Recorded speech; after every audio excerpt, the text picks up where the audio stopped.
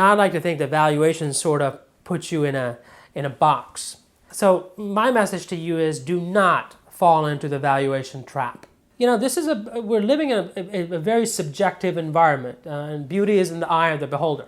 So what does it depend on? Well, it would certainly depend on your market position and your intellectual property. The higher, more growth potential you have, the more likelihood that somebody could potentially pay a premium for your business.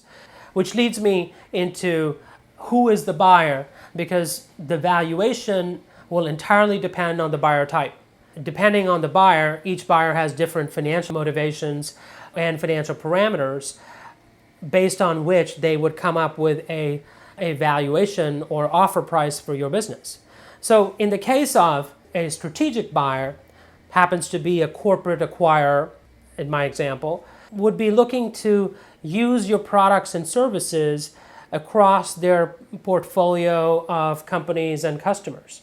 So if they're using your products and services to sell to the existing clientele, or using your technology to roll out additional products, or they're using your human capital to deploy in their existing business, they're much more likely to look beyond the traditional multiple of earnings approach, because they would be realizing enhanced revenues and would also be realizing cost efficiencies. Another element that will drive your valuation is how good your advisor is. I mean, how savvy are they?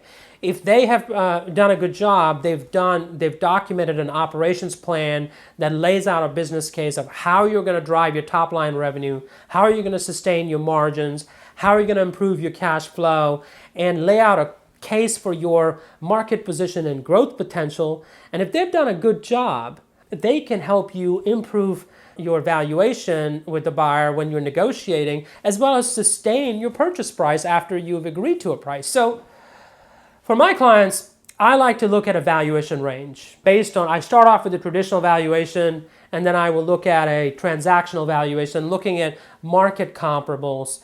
And I use that valuation range as a baseline, and then I start focusing on how to improve that value by improving your efficiencies and lowering risk, etc. So when we do take you out on the market, or help you transfer your business to inside parties, that your business has the absolute maximum valuation and you're in a position to pay the least amount of taxes while aligning your personal and family goals with your business and financial goals. Rare Brain Capital helps companies improve performance and sell for maximum value. How ready is your company to grow or to sell? Want to know how you're doing? Get your free score plus customized report in just a few minutes at no cost or obligation. Visit rarebrain.com/score.